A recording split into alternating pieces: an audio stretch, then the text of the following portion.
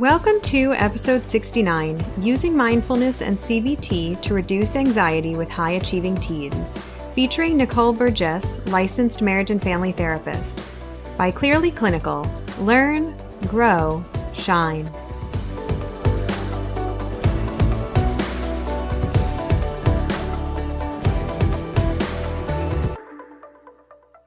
Hello to our listeners. Today we are joined by Nicole Burgess, and she will be talking about using mindfulness to reduce anxiety with high achieving teens. Nicole, thank you for joining us today. Well, thank you so much for having me on. I'm so excited to be here, Beth. Wonderful. Nicole Burgess is a licensed marriage and family therapist in Indianapolis, Indiana, and she is an empowerment coach for female entrepreneurs as well. She specializes with high anxiety in teens and women and works usually regarding perfectionism and pretty high ideals and working through some of the challenges associated with anxiety and perfectionism.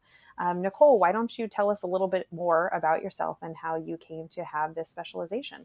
Yeah, so I have been a therapist now for, it's hard to believe, but over 15 years. And so through the journey, as a marriage and family therapist, I started out working with littler kids and families. And then I really started to enjoy more of the teenagers because I believe they're our futures. And I recognize so much about that teenage years of just a lot of anxiety comes up and parents not knowing what to do with that. And so I started to specialize in that. And then again, a lot of my adult clients, they came in with anxiety. So I continue just to hone in on working specifically with anxiety. Yes, depression is there, and there's definitely some trauma stuff that comes in. And then incorporating not only the cognitive behavioral techniques, but really bringing in a lot of mindfulness because I use that in my personal life. And I've just watched the people shift and change, both parents and kids, working these procedures and techniques over the years. And it's just been a lot of fun. Great. Thank you for sharing your expertise with us. It sounds like one of your passions is really working with adolescents and helping them not only feel more in control and feel better about themselves, but also launch successfully to be creative, productive individuals in society. Absolutely. And if, my thought process is if we can stop it from becoming a severe mental illness sooner, so it doesn't go into adulthood, and then this is it. The kids are now, they've got the tools, the teens have the tools to, really launch, go to college, become these young, thriving adults, and they know what they can do when anxiety does come up or fears come up. Absolutely. So why don't we start there, talking about just adolescents in general? What are some pieces of information that we should know about the developing brain in adolescents and how it's different than adults? Well, it's a lot of fun. I think, research, we're getting more and more of it. And one of the books that I reference a lot with my families that I work with is called The Teenage Brain, a neuroscientist's survival guide to raising adolescents and young adults. And it's by Dr. Frances Jensen. And in this book, she really shares how the brain is developed from back to front. So that means that frontal part of the brain, it is not fully developed or connected until the mid-20s. And the thing is, the frontal part of the frontal lobes, they're the most complex, and they make up more than 40% of the brain's total volume. So as we know, our teenagers, right, this is where all the executive functioning takes place, where they have the insight, judgment, where they can think abstractly and do the planning. This is also the space in our brain that we assess risk and danger.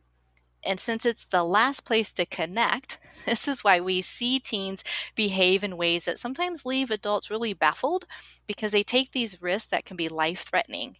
It's also where, we see these mood swings, the irritability, their inability to focus, to follow through, and even to connect with adults. It's all due to that frontal part is not fully there yet. And so we also know what fires together, wires together. So it's the more that information is repeated or relearned, those neurons become stronger. They create that pathway. And those pathways of neurons and synapses, when they get activated, there's this excitation that happens within that pathway. And then whether the excitation comes from inside or outside the brain, then all of a sudden new pathways are beginning to form. And that is the key element of learning, the novel things, which is really cool about the teen brain because teens typically take more risk than we do as adults, right? Sometimes healthy, sometimes not so much. But because of that, they're learning all of these new, novel, and exciting things, and they form all these great connections. That's where also the neuroplasticity piece comes in. During this adolescent age, they're learning things faster. Gray matter is either getting stronger in specific areas or it's being eliminated as that brain continues to grow and change. It sheds the neurons that are not being used, and it's also a time for teens when they're actually just more vulnerable because of all the changes that are happening in the brain. Whereas an adult, right, we've already got our full brain, but that doesn't mean that as adults we can't learn new things. We just do it in different parts of the brain versus as a teenager. So, one of the things I think is really cool, what Dr. Jensen was talking about, is that each particular experience really shapes the structure and the functional organization of the brain. And that, again, is part of the theory of neuroplasticity. So, the more stimulation and experience that happens, again, at a healthy level, not necessarily overstimulating, but at a healthy level, then the gray matter actually gets thicker. There's a higher number of synapses and larger neurons, which again, that all goes back to the connections that form in the brain. And she also talked about brain's learning is at its peak efficiency as a teenager, which is really kind of amazing. And they're also really inefficient as well, though, in including attention, that self discipline, task completion, and regulating their emotions. So she really encourages, the parents of teenagers to make sure your mantra is one thing at a time. And that is something I definitely talk about with teenagers as well. When they're trying to multitask or listening to music and they've got YouTube videos going on and they're trying to study, it's like, no, no, no. You're not going to be able to recall the information like the way that you want to. So let's just do one step at a time, one thing at a time. And I know for some kids they get really frustrated with that. But that's truly how their brain is made up right now at this age that they're in. It's really cool information, and they continue to learn more, of course.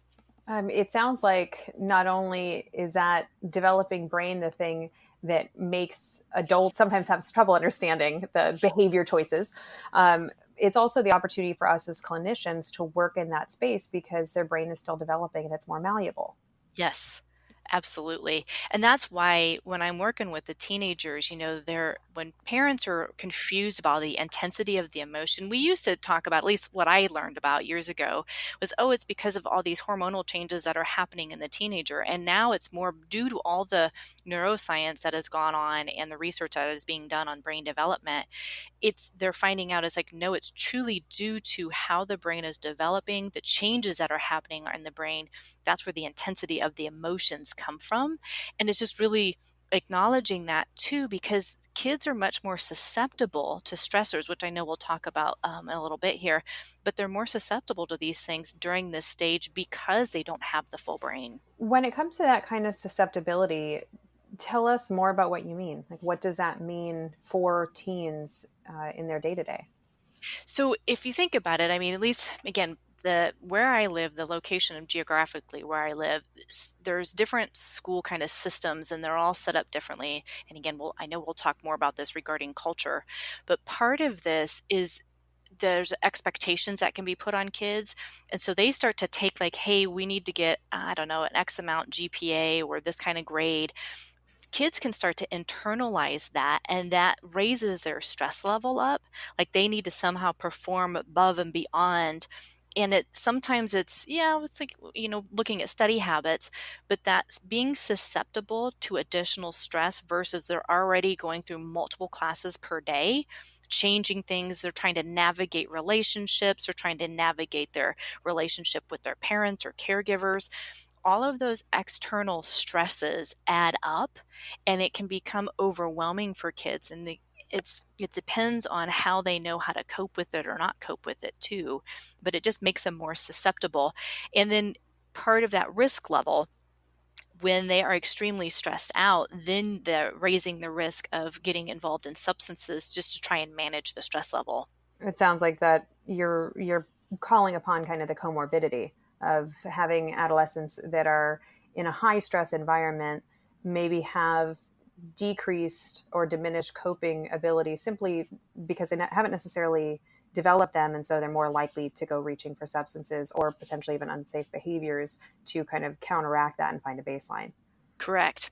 Again, it's all due to that brain development, right? They just don't have everything, not all the things are connected yet where they can regulate that and they can think things through. That's part of when they have those, oh, what do I want to say, almost like safety nets in place where they can kind of bounce things off of parents or other adults to help them kind of weigh some of these things. Or if they've got other friends that can help them with that, that can decrease that. But if they don't have some of these support systems in place, yeah, it can put them a little more at risk because they're thinking, oh, I've got to do this all. Absolutely. So, what are some of the symptoms of anxiety, and how might adolescents differ from adults in their experience of anxiety? I'm not sure there's a lot of difference between adolescents to adults, at least from what I have experienced through my clinical practice. But a lot of that, you may see like these ruminating thoughts. They kind of get stuck in a thought loop. They really like to worry about what others maybe think of them. Very concerned about, their appearance, or did they make somebody upset and they don't know about it. They may impact if their anxiety is really high or stress level is high, sleep may be impacted, meaning difficulty falling asleep, staying asleep, which then goes into having difficulty maybe concentrating, which will then impact memory. They're not going to be able to recall information as easily or remember things as easily when their stress level is really high. And the other thing about the adolescent, which is different than truly adulthood, is the cortisol levels. And those levels, as we know, they fluctuate over the 24 hours, and they're typically the highest in the morning when we first wake up. But in mid to late adolescence, and it's odd, but especially for girls, they actually have a slightly higher than the normal adult population. So that cortisol level is a little higher. And so again, that is going to impact the emotions of stress, anxiety, anger. We know that when our cortisol levels are high, it impacts other parts of our body, meaning the adrenal glands. It impacts, your organs inside when those levels stay really high. And during this time, we know that our amygdala is there to keep us safe. But if that gets triggered, then the kid's going to go back to the back part of their brain where it's that fight, flight, or freeze mode. And then adrenaline starts to go up. It goes to their extremities. It shuts down other parts of their organs. So they're in this state of alert and they don't need to be. And the physical symptoms of anxiety, which that looks like adults for and kids, you can have sweaty palms, upset stomachs, can have headaches, you can get sick more often due to ongoing stress and anxiety. So like it's not only the thought processes that are impacted, it's physical symptoms as well when it comes to a lot of stress and anxiety. As you're talking about it, I can hear the challenges then that teens are facing, particularly in increasingly rigorous academic environments. Well, so you've got the academics are totally different. So one thing I like to tell my parents is don't compare your high school years to your kids. Social media pressure impacts kids' stress levels. The demands for getting into college is different than it used to be a decade or 20 years ago. The academics themselves have changed. The extracurricular activities like sporting events, the number of hours that kids are now required to do it are almost every single day, if not multiple times a day during the week. So they're having to learn how to time management in smaller amount of chunks, which then of course is going to impact stress level. It's going to impact their sleep. It impacts so many things. So it's making sure too that your kid has some unstructured time, that your teen has some sort of downtime so they can decompress from the day and from all the activities, all the stimulations. I think you bring in a really good point about parents needing to be aware of the challenges that are being faced by their kids and how it's different than what they were raised in, but then also making sure to, it sounds like, model even for their children appropriate boundaries and kind of time off from all of the activities and all of that stress. Yes. And sometimes, and again, we'll talk about this more like as clinicians, how we can help parents, but so much of that is they do need to role model that. And I know parents that I have worked with, if a kid is typically anxious, I usually see that the parent, at least one of them, is typically anxious. And so it's unlearning some of those old patterns so that they can have more, oh, for lack of a better word, control over what they think and they do. So there's a lot of unhealthy behaviors that do get learned, and it's knowing you can unlearn those too. Got it. So what are some of the thoughts when we're looking at this from a cognitive perspective that you've seen or the research has shown underlie the anxious ruminations for teenagers? So if you're familiar with Dr. David Burns and Dr. Daniel Amens, they both created like these categories regarding cognitive distortions, or I call them unhelpful thoughts. Dr. Amen calls them ants, which is automatic negative thoughts. And Dr. Burns came up with like 10 of them. And I'm just going to list them out real quickly here. So he talked about the all or nothing thinking, overgeneralizing, mental filters, disqualifying the positive, really you're only going to focus on the negative, or if something good happened, you stop. You're trying to mind read, your magnification of something, or you minimize something. There's emotional reasoning, the should statements, labeling, personalization, and blame. And Dr. Amen, he took like 9 of them, and there's a couple of them that are different. And one of them is called fortune telling or guilt beating, which does include the shoulds, must, ought tos, have tos, that type of thinking.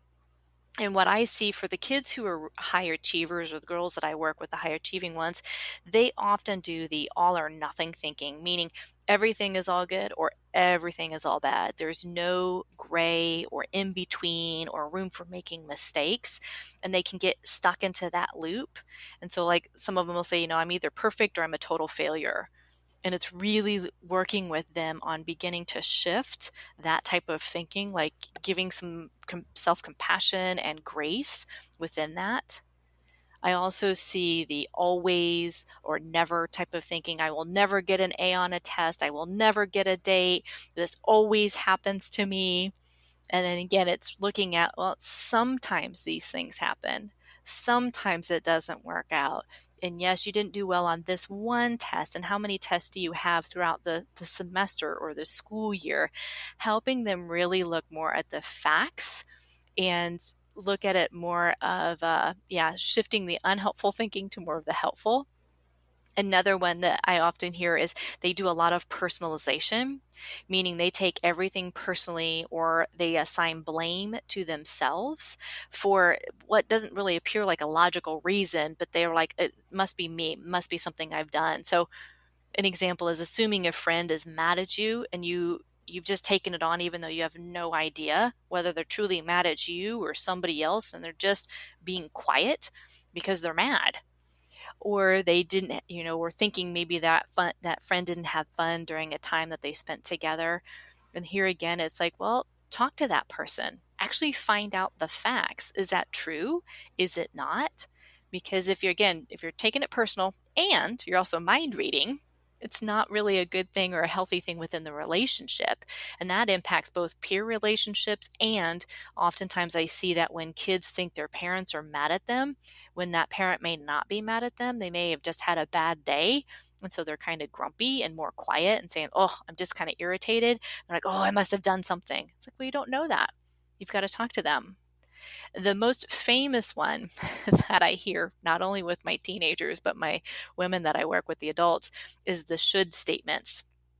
And that means you make a lot of statements about what you should do, what you ought to do, you must do, have to do. And then what that can then turn into applying that to other people in their lives.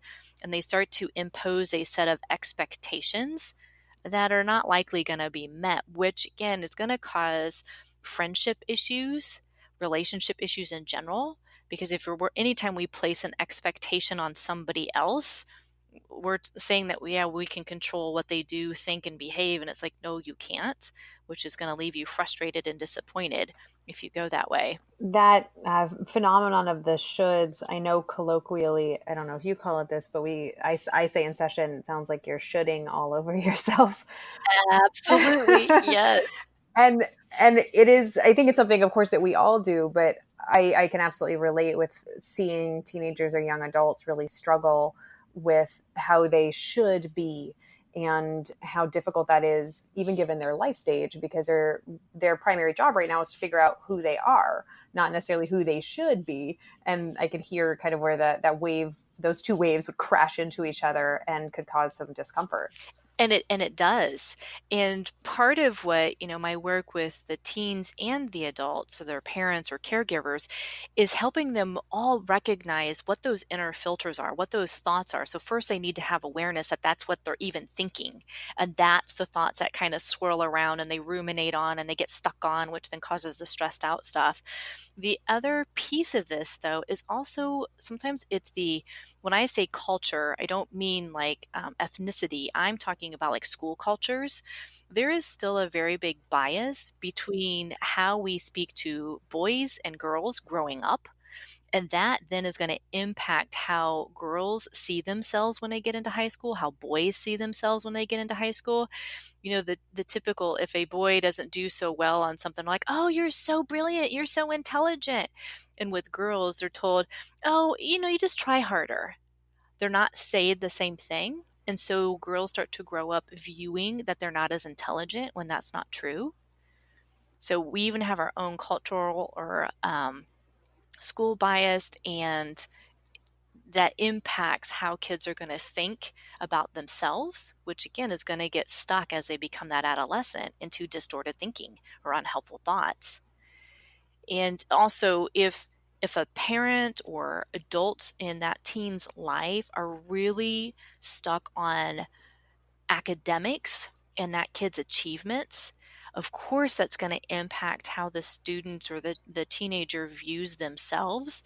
Like, oh, I suck because I didn't get an A, or I'm not at a 4.0, which means, my parents aren't going to talk to me, or I'm never going to get into a college, or whatever that negative dialogue is. So it's being very mindful of what sort of attachment and feedback are the adults giving the child or the teen at this time as well.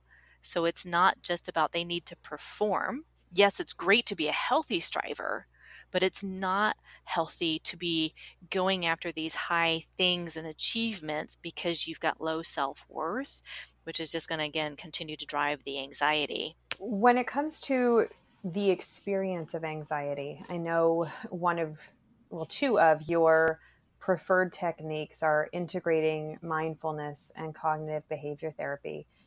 Which one of those would you like to start with, and kind of sharing with us how you do that and how you approach the integration of those theoretical models and interventions? Yeah, I blend them so both together. I think on a regular basis, it's hard for me sometimes to separate them.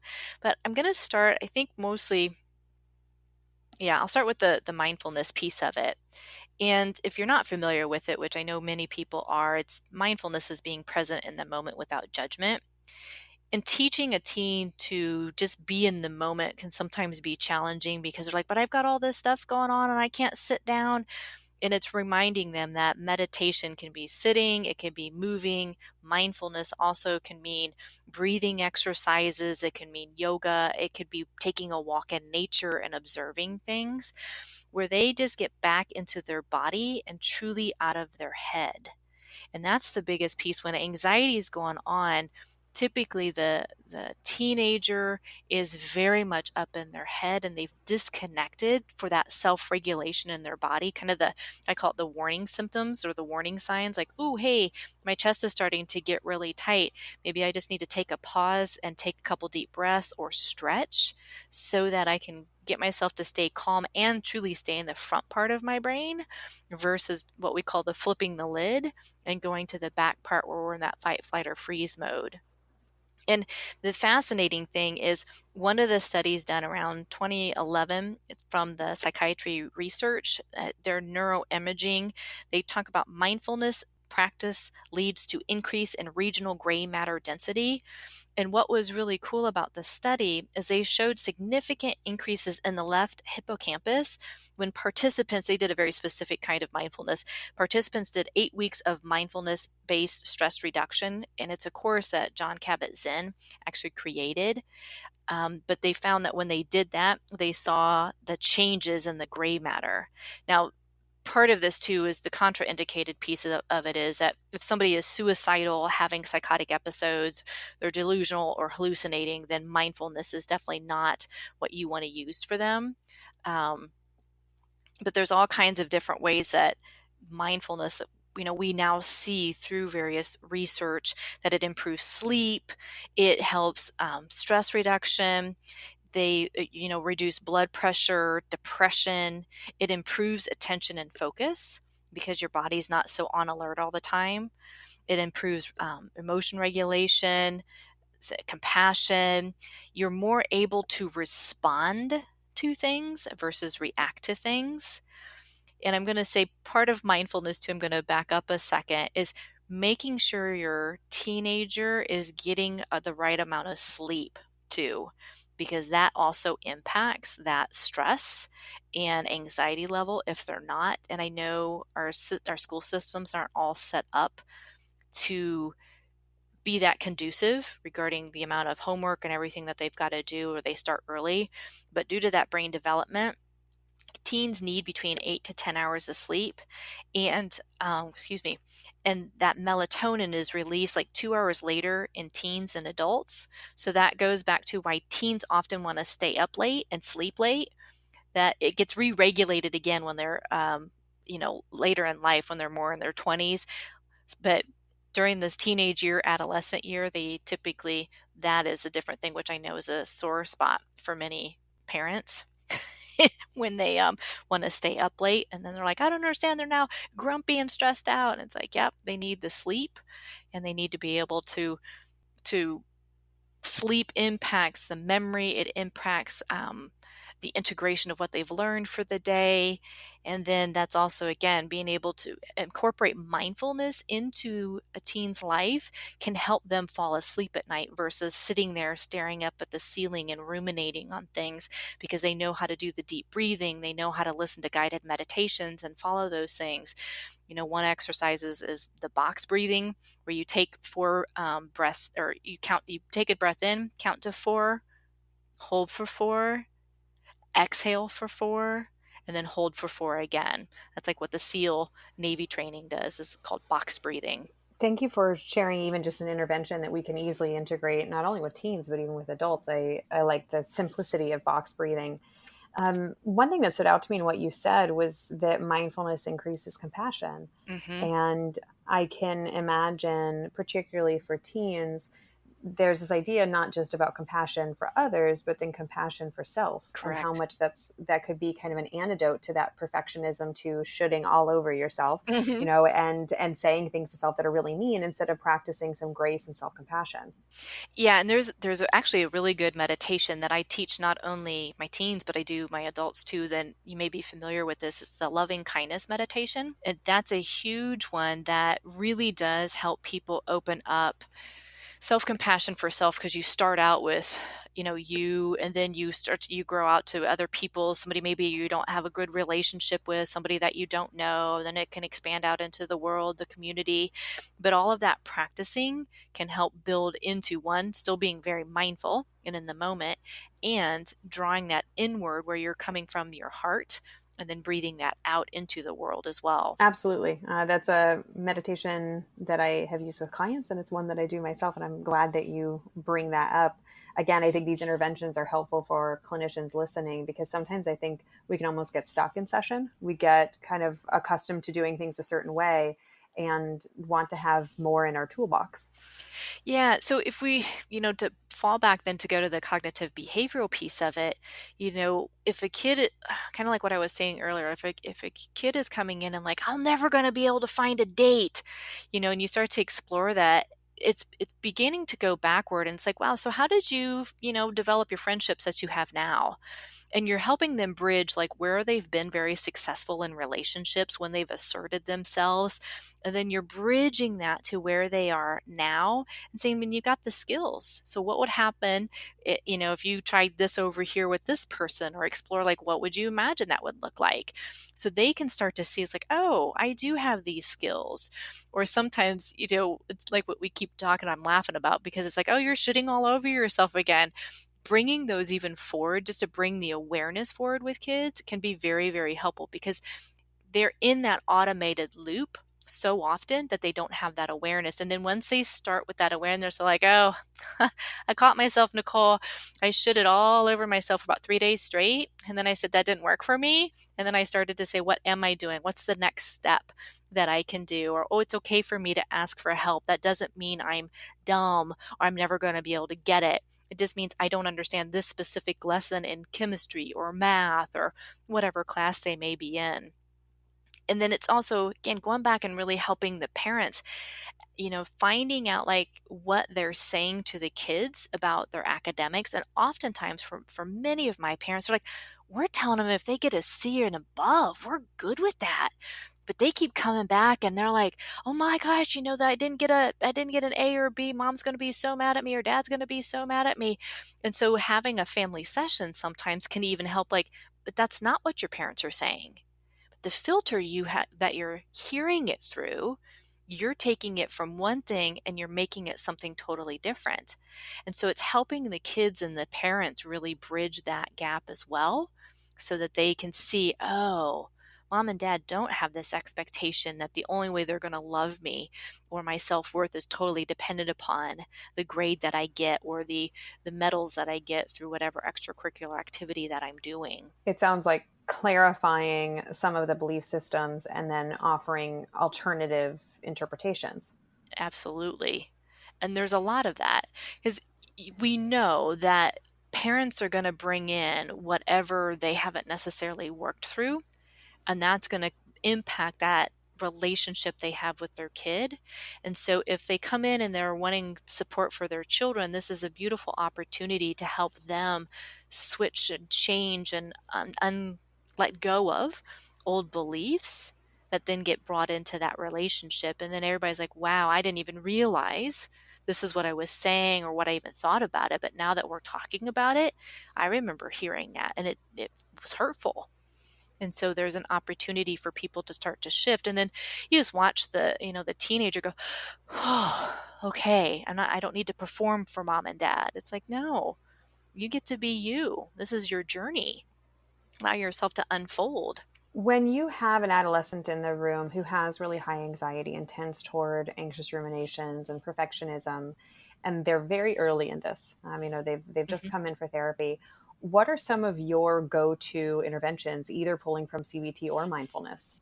So, one of the big things that I do is I just reflect back what I'm seeing in their nonverbals. So, if they come in and their foot is shaking like 90 miles an hour, I'm like, "Wow, did you notice that your foot is just bouncing up and down on the floor? And did you feel that the floor was shaking? Oh, Did you notice that you're sitting at the edge of the seat? It's okay to go ahead and sit back in the chair if you want to." So just sometimes just the noticing of the body posture and doing it in a compassionate way. It's again raising that awareness of how that shows up a lot in nonverbals where they don't even need to be saying anything, can help them recognize that. And again, dropping them out of their head down into their body. If I've worked with them maybe a couple sessions, I may actually start the session. If they're coming in and they seem really frazzled and I ask them, "How are you right now on that scale of 1 to 10?" I always say 10 being a panic and you want to run out my door, 1 being you're calm as a cucumber, where are you at? And if they're above a 5, then I invite them into like, are you all right if we just kind of pause for a moment, maybe do, I call it like the clock, where they visualize, like tell me the number you are at. And then, okay, now slowly, I want you just to take that number. Let's say they're at a 7. I want you to tell me when you get that number down to a 6. And then we may sit there for a little bit in silence and they can be twitchy and moving. They're like, "Okay, I'm at a 6." I'm like, "Great. Now I want you to raise that up to an 8 now."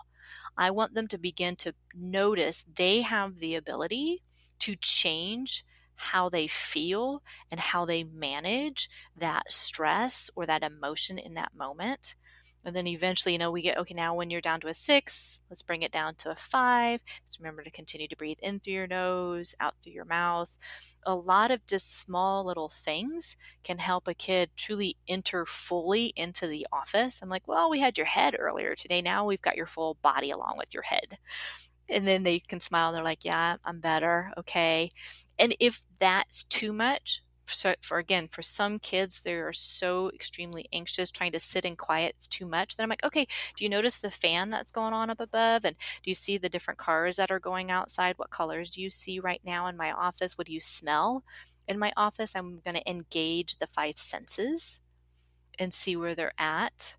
So it's still the getting them into their body, into the room, and just doing it in various manners. So to me, it's once I kind of do the intake and I get a little more information about who they are and what's really going on, and then I just kind of pull out of various things and see what works for them. And sometimes it's going to work really well, other times not so much. So I just keep playing around with techniques. Thank you for sharing some of the things that are in your toolbox.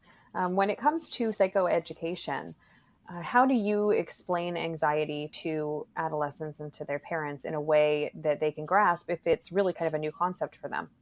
So oftentimes, our DSM, right, is the Bible for us clinicians. And so I will show them the DSM. I'm like, here it is, but here's what it looks like. So, I will describe, so I use their words oftentimes that they have stated during an intake session or two. And I'll say, when you say this, or this, you're really worried about what people are thinking about you, or you struggle to do that presentation. I may normalize that for them in the sense like that's a pretty normal fear, but it becomes an issue if it's impacting your daily living, where you struggle with taking those tests and now you've got this thought loop that, oh, I can't do this. So I take the examples or things they've told me, and then I put it back and like, this is what this means for anxiety. And then what does your body do? Do you get upset stomachs a lot? Yeah. Or headaches? Yeah, I get those. Or I just feel, all shaky or queasy, like I got butterflies in my stomach. That be the example of how you physically show, the nervousness. And then I explore some of that with the parents, because again, if they may not even have the awareness that they have that themselves, and I'll say, does that sound familiar with any other family members, or does that run in the family? It's like, oh, I guess I do that. I do that a lot. I say yes all the time when I really mean no, because I'm so worried about what they're going to say back to me, or that they're not going to like me. And now we start to see this family pattern. And we say, oh, beautiful. So now that we know that information, we can unlearn it. And now the kid doesn't think like, oh my gosh, it's all me. There must be something wrong with me. It's like, no, we got a lot of learned things going on here that we're just going to unlearn. It's also exploring what some of those sleep patterns are, making sure that there are boundaries in place, especially with electronics. There's a lot of comparisonitis that happens when people are looking on their social media, and kids wanting to text one another, call one another in the middle of the night because they've had a bad day, bad moment. And it's like, you need your sleep. So you may need to actually, I call it like confiscate in a way, the kids' telephone, so that they're not in the rooms. And the pushback I will often hear from families or kids is like, but that's my alarm clock. I'm like, hey, you can actually go to the store, and for about $5-10, you can actually get those things much cheaper now. It's just a digital clock, and then it takes away the arguing of having the phone in the room or not in the room. Also, for parents, focus on kind of what your teenager is learning and how they're learning it, like their study skills and their processes. It's not up to the parent to manage that for them, but just to sometimes, I call it, because again, if I go backward here, I get a little rushed in my own little thinking. Some of the kids, they underestimate how long something is going to take them. And so then I say, well, how long did you think that was going to take you? Well, I thought it was going to take me a half hour. And it's like, well, actually time it the next time and see how long does it take you. And it may take them an hour. So then what happens, they get stressed out if they're underestimating and they're trying to put too many things on their plate versus slowing it down. And then other times they overestimate. It's like, wow, I got that done really quick.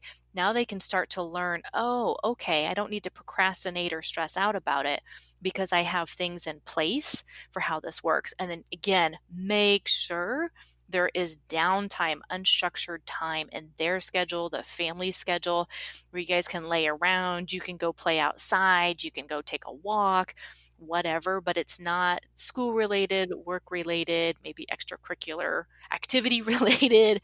It's like they need to have something out there. Regarding like psychoeducation, one of the big things that I see often with families, it's they still see their teenager as this kid who's in elementary school, where they've needed to come in and kind of rescue or fix things, like they needed them more at that age, versus, as we know, adolescents that are trying to push away from their parents and do things on their own. But if a parent comes in and tries to do a lot of the rescuing and fixing, one, that typically causes a lot of conflict with the teenager. Two, it typically increases the stress level, and kids can sometimes internalize that, again, that filter, and say, I must be stupid, I can't do this, why are they standing up for me, or why are they saying that, they don't trust me. So it's remembering to take your fixing hat off as the parent. And this is what we do as clinicians, right? Is really helping the parents, like, take the I gotta fix it, problem solve it for my kid, and listen to them. Reflect back to them what's going on. And when that happens, now your kid's going to feel more heard. And it also takes the stress level down for the parents. I know sometimes they're like, but I see them struggling. It's like, yes, but are they in danger? And if they're not, then it's like, unless they ask you for that help, you can say, hey, would you like my help? And if they say, nope, I don't want it, then don't.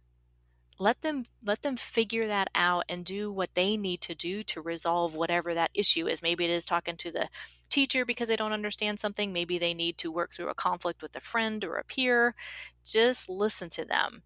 And remember to ask your teen, what did you hear me say? Because their logic box, their inner filters, are going to be different than that adult's inner filters, their logic box. And I know, again, that's where a lot of that confusion happens and frustrations happen. And as a parent, catch your kid doing well. Praise them. That doesn't go away from a child to an adult. When we are caught doing well and we get that positive feedback, it can feel so loving and so welcoming. It doesn't mean you need to validate every single thing that your kid is doing, but if your child struggles with, like, I've got to perform to be loved, or I got to do this, it's just catching them like, wow, thank you so much for helping out around the house. I just so appreciate that. Or I love how you and your brother and sister were getting along. Or it's just so much fun to spend time with you. I just love us hanging out and just chilling. It's really fun to do that with you. And if you're a parent and you're getting triggered specifically by something your kid is doing, your teen's doing, get curious about what that is for you, because that may be something that you haven't, that the parent hasn't actually worked through. And that's totally going to impact that parent-child relationship. And as we said earlier, Beth, when we were talking about words matter, pay attention to how you're actually communicating to your child, because what you role model and what you do, those kids, teens, they suck it up. I know, especially for girls, one of the biggest things, if a parent talks about, oh, I can't eat that because it will add 10 pounds to my thighs, or, oh, I'm so stupid because I forgot to ask, so and so when he needed to get this task done at work. Your kids pick up on that. So if you're putting yourself down, the parent's putting themselves down, that teen just role models, mimics the same thing. And I know, again, one of the big issues for girls is eating and body image. And I know that there is some of that with boys as well.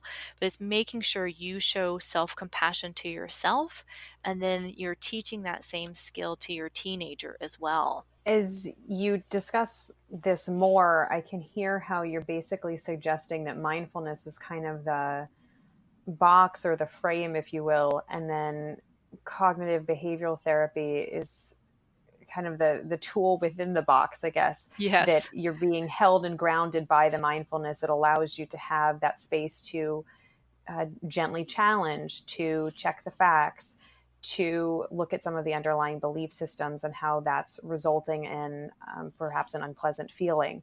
it sounds like that approach not only has been effective with teens, but also with their parents. What are some examples that you have from your experience, like actually in the room, that you'd be willing to share? Of course, being mindful of respecting client privacy, but just how you've kind of seen this come up in the room. Yeah, so I can basically, due to confidentiality, I can combine a lot of different cases together. So again, teens don't typically ask for therapy. Some of them do. They're like, hey, I need some support. But often what I find is the initial piece of it is a parent comes in, they see that their high achieving, excelling daughter is just really doing really well, but just like, man, they can't seem to cope with this stuff. And the more that I explore what's going on with that teenager, and then I'm talking with the parents, often what I find is there is one or two, maybe one or both parents, they don't give themselves a break. There's not a lot of self compassion for themselves. And so when I reflect that back, I'm like, hey, I just noticed that you did da da da da da, or whatever. You said this about yourself, or you got frustrated about this. And like, how often does that happen? All of a sudden, like this light bulb moment goes on for a parent, and they're like, oh, wow, I can so easily do this for my kid and tell them that, they're doing really well and that I love them really a lot. Yet they hear and see me beat myself up over and over throughout the evening when we're together, or I get really easily frustrated with them and I keep telling them it's not about them, it's about what's going on in my life. Yet I don't take care of me, and I know that's really notorious for women in general, but especially moms, that self-care piece. And when all of a sudden the moms start to be like, I'm going to tell my kid, for the next half hour, I'm unavailable. I'm going to go take a walk, or I'm going to go, I'm going to, on Saturday for the 2 hours, I'm going to go hang out with my own friends and, be away from the family for a little bit. Now they're role modeling for both their son and their daughter how self care matters, how, yes, they love them as parents, but also they're more than parents. They love their children, and yet it's like they've got to take care of their own human self first. And then their son and daughter carry that then, because when they're in their own relationships, friends or dating, they are able to say, hey, not tonight or not this weekend, I'm just going to chill with my family, or I need some quiet time. And if their friends kind of balk at that, they can let that go because they see that with their own family. They see that with their own parents. It continues to amaze me at times the amount of love and care parents have for their kids, that that's their own blind spot. They don't see how they're doing that to themselves.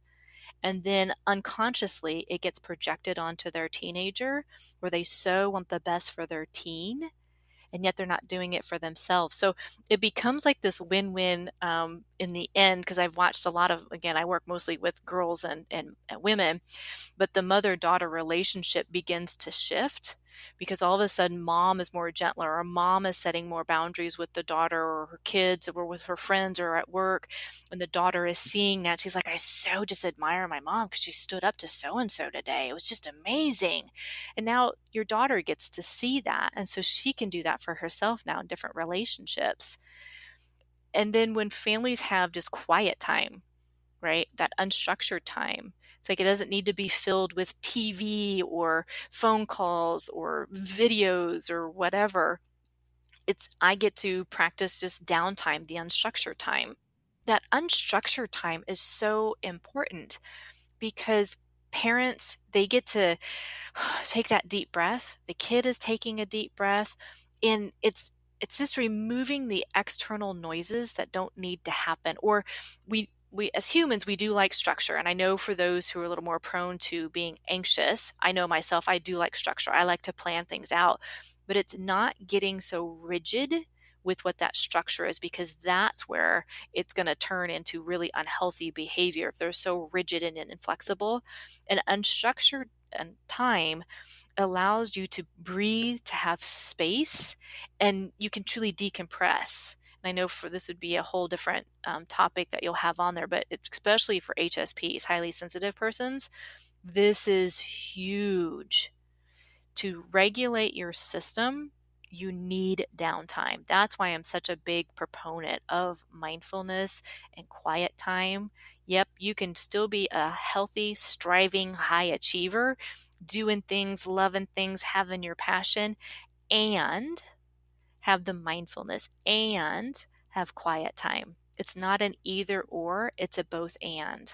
I like that you also brought up that element of highly sensitive people and how that would impact the experience of anxiety, knowing that often highly sensitive individuals are more likely to have symptoms of anxiety or depression, partially because they're so aware of the world around them. Are there any special kind of treatment considerations that you have when working with teenagers that are highly sensitive? Well, the first thing, right, is to talk about what it even means to be highly sensitive, because there's still so much education. I know Dr. Elaine Aron has been doing that research since the 90s, and she's got incredible books that are out there and information that's out there, but so many people still don't know it. And big portion of my clientele are HSPs. So when they start to recognize that, then typically what happens is no, that's not me. No, I don't need that, because somehow it becomes there's a deficiency with me. I don't want to be sensitive. I don't want to need more downtime, because that means it's a weakness. And we look at it and I'm like, oh, we got to reframe that, because that's a strength, because you are so tuned in with other people, because you do tune into that environment. You have the ability to see things and hear things that others don't catch on to. It also means you've got to really nurture you and take care of you so it doesn't burn you out, because you're trying to do everything for everybody else. And again, that also does go back to the family of origin. If there's a lot of trauma, they're definitely more prone to anxiety and depression. If we're talking about healthy support systems and healthy families, then it's just more of just them recognizing what are you telling yourself and embracing these beautiful traits of being able to process to the depth that they do. And that's again why that mindfulness and downtime are so important, because there's so many things firing up in the brain that they definitely need some of that downtime to be like, oh, that was going on. I physically, for me, I know if I have been very intense in doing something for work or in a therapy session and it was really intense, I can physically feel it in my body. Like I'm like, whew, I need to take a moment to just clear everything and kind of shake it out, because I can just physically feel it. And that's where that self-care comes in. To me, again, that's what that mindfulness practice is as part of the self-care. When it comes to addressing anxiety with adolescents and with their families, obviously it's taken a long time for them to develop different belief systems or ways of thinking that are causing them distress. How do you position it with families about kind of what to expect in improvement and to not jump into the kind of stereotypical black and white thinking of like, oh no, I'm feeling anxious, therefore none of this is helping, and I'm right back where I was before? That sometimes is almost like in every session. But Nicole, I don't like this. And I'm like, I know, let's ride the wave together. Where are you at right now?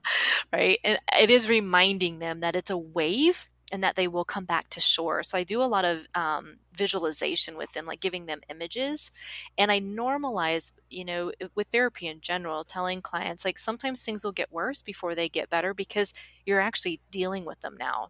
Whereas you didn't in beforehand, or you didn't know how to beforehand. And so now we're going to bring these things and we're going to put them out in the open. We're going to talk about them openly. So that can definitely intensify the feeling of anxiety, or the tightness in your body, or the sweaty pits, whatever it may be. And it's like, that's normal, because your brain is like, we don't want to be here. This is uncomfortable. And it's like, we're going to lean more into that, knowing that it's not going to kill us. It's really not going to, yeah, you're not going to die from the discomfort. And I think sometimes when a teen is in that moment, they can feel like, well, I'm going to die because this is so intense. It's like, no, that's what the brain, your thoughts, are telling you. And it's remembering, just because you have a thought doesn't mean it's true.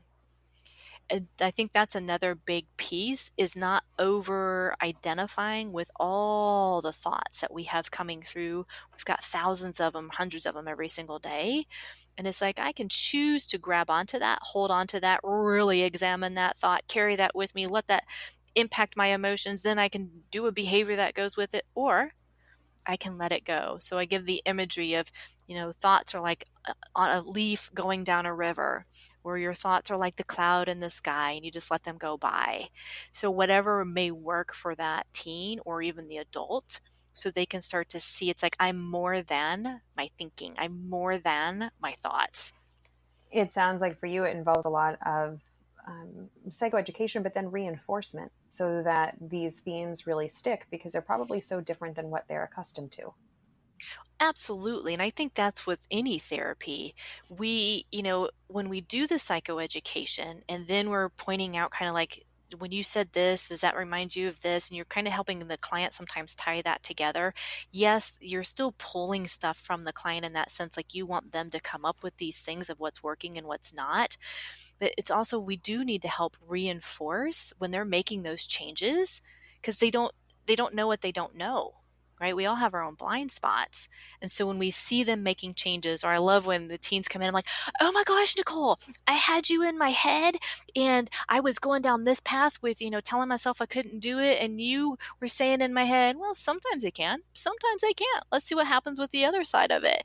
And I felt really good because I did it and I rode the wave and I made it through. And so to me, I tell them like, sweet, if I'm in your head, then we're good to go. Right. And I had to laugh with them knowing that they're making those improvements because they're embodying the changes we're doing in session to outside of the session. And it's the same thing when parents come in and like, wow, I'm seeing a difference in my kid. They seem calmer. We're actually having more conversations versus arguments. And then I ask the parents, well, what are you doing differently? They're like, well, if I start to get frustrated, I tell them like, hey, I need to maybe go take a time out for a second because I just got really mad about this and I got to figure out what's behind that. And so then there's open dialogue that starts to open all of that up for the families. And it's just a beautiful thing to watch these shifts because each party is beginning to take responsibility for how they participate in that relationship. And I think more than anything, when they start to feel so empowered that they're more than their thoughts, that they really can do this differently, that they start to see that in all their relationships. And there may be some relationships that they've, especially for teens, it's a big time where there's a lot of change of relationships and grief can come up with that. But recognizing it's like, wow, if that friendship is not a give and take and I feel worse about myself or it stresses me out more than anything, that when they're no longer in that friendship or they do more time limited within that friendship, it's like, oh, I feel really good and my stress level has gone down and I'm not worrying so much about this other person because they keep putting this stuff on me and oh, I don't even take it anymore. I say, oh, you may need to go get some other help because I'm unable to help you on this. You just watch them start to take their own power back and it's a beautiful thing to witness. I'm really glad you brought that up today. Not just when things are uncomfortable and when they're painful, but then when things start to get better, and how special that is for us as clinicians to get to witness. I can hear how much passion you have for working in this space, particularly with girls, with teens in general, and also with women, and trying to help heal that anxious thinking so that they're kind of unlocked to live a life that's more peaceful and more joyful. Well, absolutely. And I mean, I fully believe there's so many of the girls that I work with that just it excites me because they have these big ambitious dreams. And if it's run by fear, the odds of them being able to go after that really diminishes because there's going to be burnout, there's going to be health issues, there's all these other things that are obstacles that are going to come up due to it's fear based and it's going to deplete them. When they feel empowered in themselves, when they feel confident, because again, we all know that when you take action, anxiety doesn't like that in the sense that it's like, yeah, no, I'm running my life, dude. You get to take a back seat. We kind of sometimes externalize the anxiety, and I tell like, I'm going to take a back seat here. That they get to see they actually have more power than what they were giving themselves credit for. And then they go after these big dreams and then they're sharing that. It's like, well, again, they're our future. They have all these incredible ideas. This is how that brain is being developed with novel ideas and learning new things and thinking outside of the box stuff that never would have thought of, right? And yet they are doing it. So it's giving them the tools that they need so they can thrive, not survive or exist, because that's not living. That truly is just, it's exhausting, especially if they've got these ruminating thoughts, or I call this the hamster in the wheel going around, and they're like, I just want it to stop. It's like, well, here's some ways for that to happen. Thank you so much for sharing this with us, Nicole, and for kind of illuminating how this can actually be used in the room. What are some of your favorite resources? I know you mentioned a couple of individuals and experts, and also books. Why don't you restate those for us, and also any other resources you can recommend for our listeners? Absolutely. So again, for parents especially, and the teens too, there's sometimes I pull this book out. It's The Teenage Brain. It's the Neuroscientist Survival Guide to Raising Adolescent and Young Adults by Dr. Frances Jensen with Amy Ellis Nutt. She's got great studies in there. So if the teens roll their eyes and they're like, oh, substances don't matter, whatever, I can drink all the alcohol I want, you can pull this out and show them kind of what it does due to these studies, which is really quite fun, because they're like, oh, fine. There's a ton of different, and I'm looking, I don't have my mindfulness books, but there's a lot of great mindfulness books for teens, and there's different exercises in them. Like, if they get really anxious, sometimes holding an ice cube, they can feel like that pain temporarily in their hand, and then it melts away. Just ways for them to come back into the moment. And how about for our listeners who'd like to get in touch with you or learn more about your work, Nicole? How can they do that? So there's two ways. If they want to hear more, I've got various podcasts called Launching Your Daughter podcast, and that's on my clinical website, which is NicoleCBurgess.com. They can go out there and listen to different interviews that I've done with various authors, but it's all specifically around the teenage years, and they can use that as a resource for parents too. If they want to just get a hold of me to do some consultation, things like that, they can actually go out to my coaching website, which is NicoleBurgessCoaching.com, and they can send me an email from there or get in touch with me that way. Wonderful. Thank you so much again for joining us, Nicole. I think you've offered not only some clarity into the topics of mindfulness and CBT and how they work, but then practical information about how we can actually implement them. Thank you again for joining us today. Well, thank you so much for having me on, Beth. It was a pleasure. You've just finished listening to another exclusive Continuing Ed podcast by Clearly Clinical. If you like what you just heard and you need Continuing Ed credits, please visit us at clearlyclinical.com to check out our one-year membership, where you'll have access to our growing library of Continuing Ed podcast courses. Clearly Clinical, where our goal is to help you learn, grow, and shine.